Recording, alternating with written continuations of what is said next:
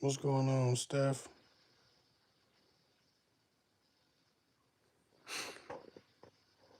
What's happening? What's up, JC? What's going on? Yeah, I don't have nothing to talk about, but I figured I'd come on here and let y'all go off if y'all want to. Uh, how you doing, Miss Simone? Love and respect. Tammy, Nicole. Yeah, yeah, go off, man. What's going on with y'all? What y'all looking at today? What y'all seeing in the news? What y'all want to talk about? Anybody got any questions? I'm gonna be on for about 15 minutes, so same as the last few days. I didn't go last night because I literally crashed after my last phone call, so I didn't go live last night. But I'm trying to get 30 lives off this month. That's the goal. I'm not sure if I'm gonna get there, but that's what I'd like to do. So um, yeah, Nicole, I did have COVID. I am feeling better. Not sure if I'll sound better for the entire time. I haven't drank anything in the last hour and a half, but I've been on the phone, so my voice starts going out. That's why. Yeah, 15 minutes. I'm gonna keep them short until um I'm gonna keep them short until I can just build up the habit of doing it.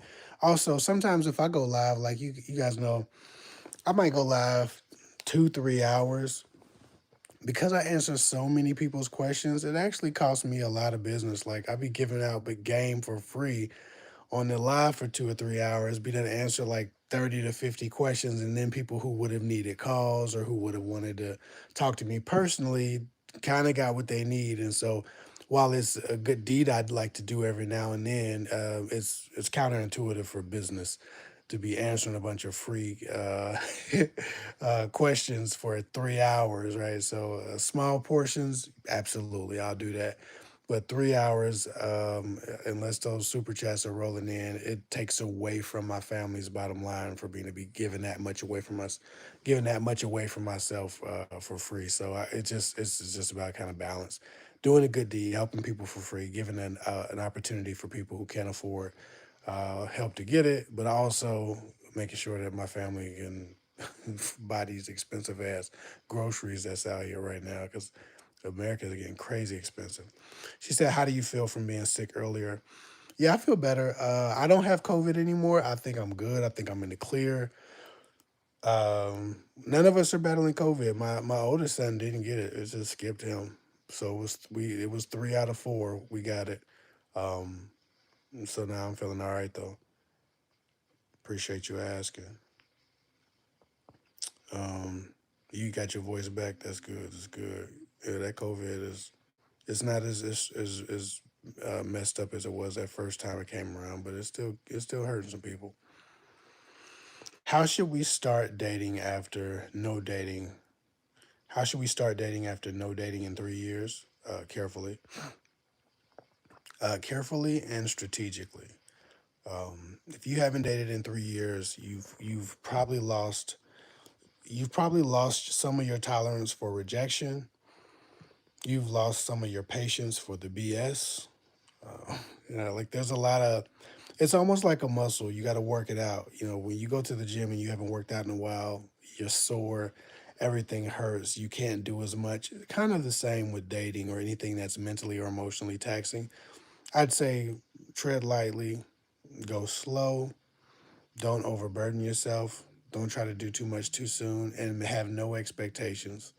Just go on the dates, enjoy yourself, enjoy the meals, enjoy the conversations, and who sticks will be the one who's like those who are supposed to stay will stick, and those who are supposed to move on will go. Like I'm rubber, you're glue, blah blah blah. I feel like you're just supposed to have that type of mindset with thick skin because dating, especially after a hiatus from it, is no different from what might have moved you away from it most of the time. Um, and I know I watch you on other social media platforms, so I know that you have some other stuff going on besides that. But I feel like you should just take it easy, little by little. Slow but steady wins the race. But write me on TikTok or Instagram because I do follow you, and we can have a discussion about that. And I'm glad you're feeling better.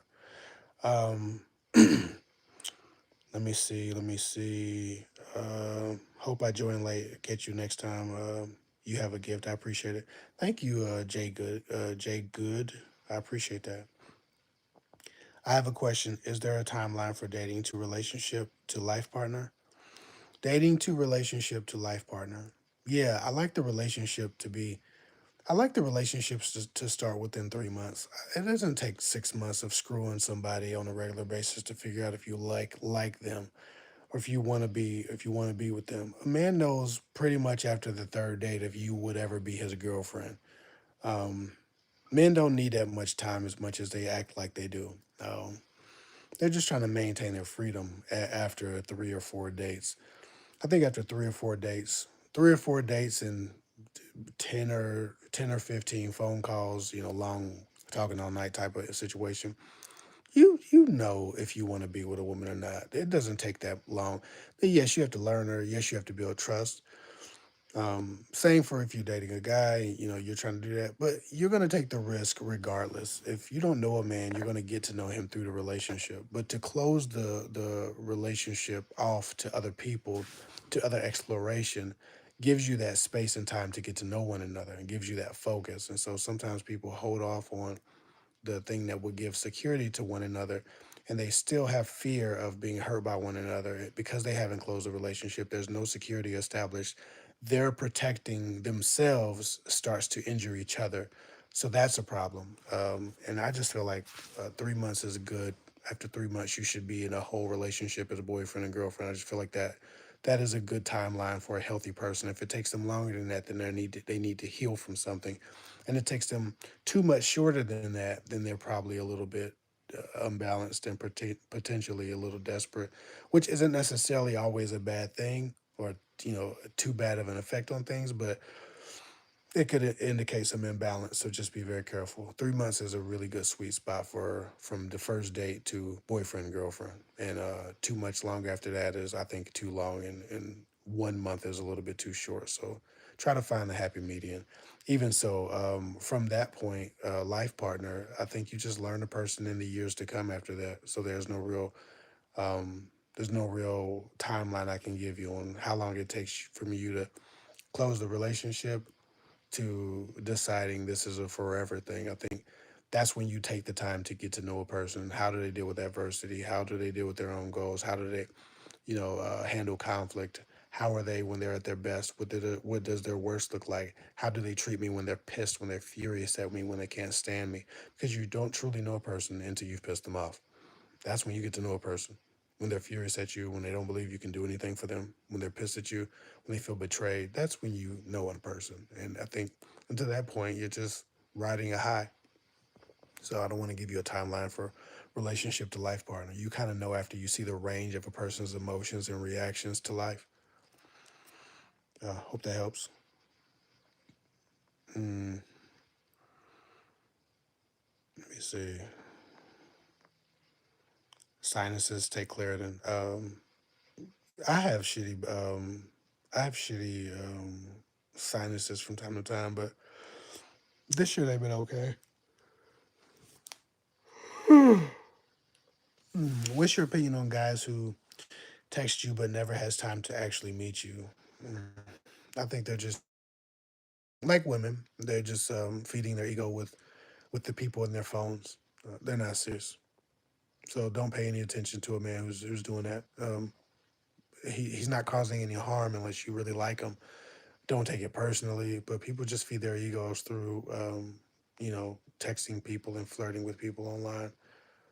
It's no different than how women generally treat the guys in their friend zone. They get the energy need, they get the validation they need, and then they move on. Men do that with the women in their phone. They text women, call them sexy, act, compliment them, flirt a little bit, throw some sexual innuendo in there. As long as they're getting bites back, the guy feels good about himself, feels like a real man. He can go on about his day and search for the woman he really wants.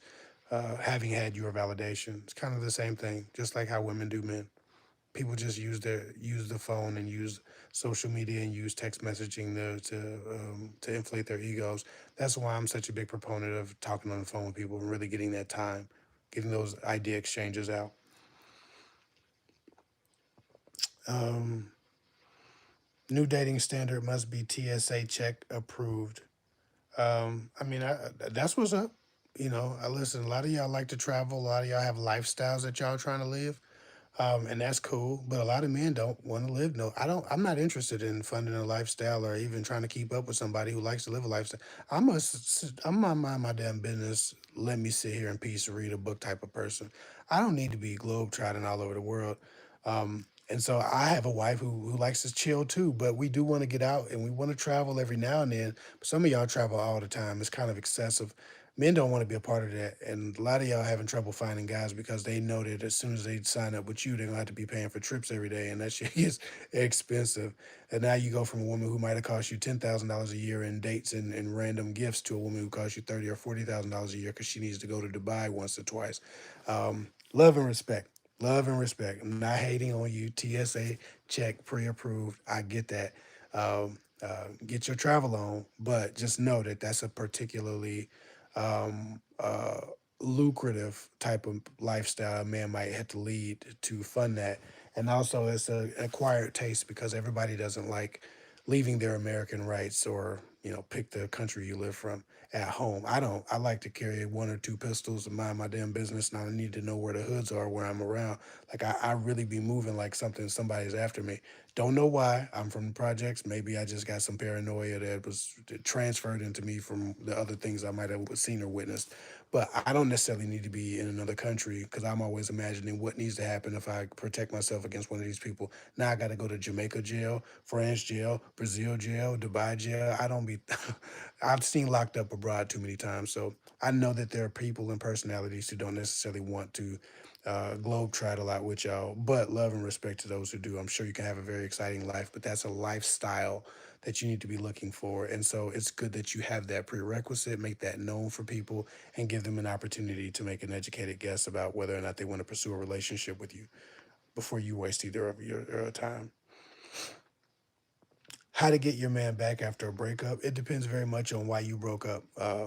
So if you want your man back, I would assume you ran him off by either not listening, monopolizing conversations, emotional blackmail, potentially trying to make him jealous, inappropriate behavior with other men, being very aggressive and manly in your responses, not handling conflict very well. I mean, there's a whole bunch of things you could have done. I'm not accusing you. I'm just picking out the big normals.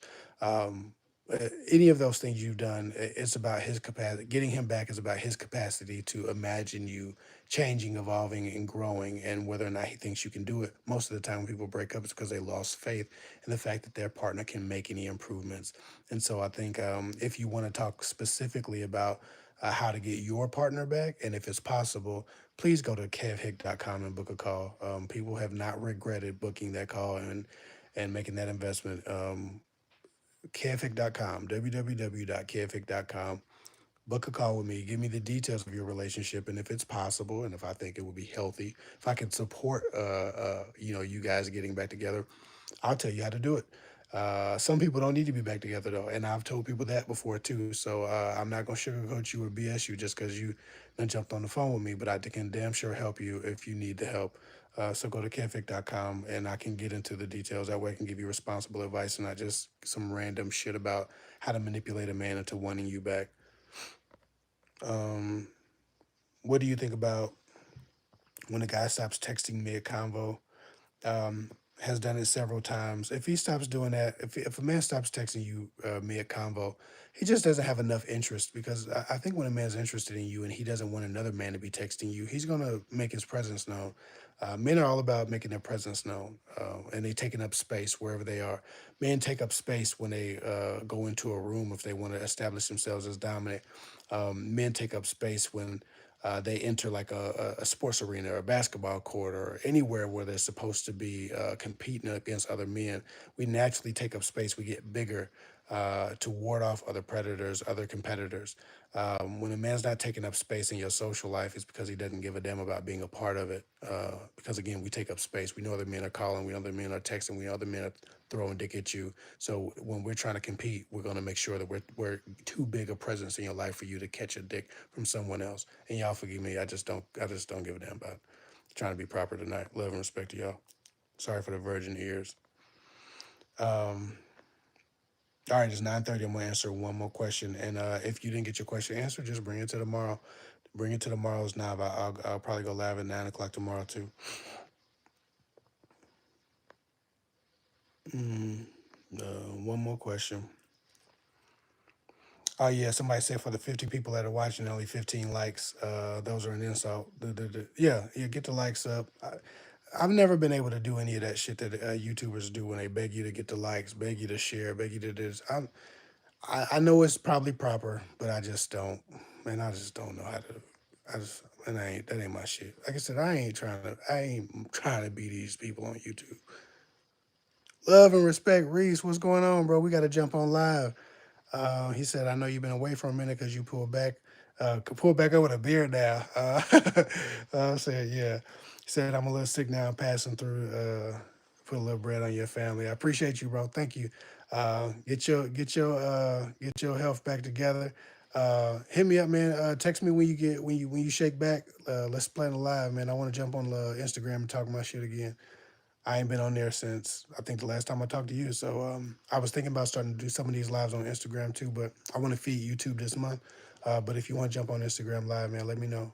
I seen you did a video last month that was not last month, like last week, maybe a week before. That I felt like it was pretty powerful. I wanted to talk to you about that. So hit me up, bro. Let me see. Get well soon though.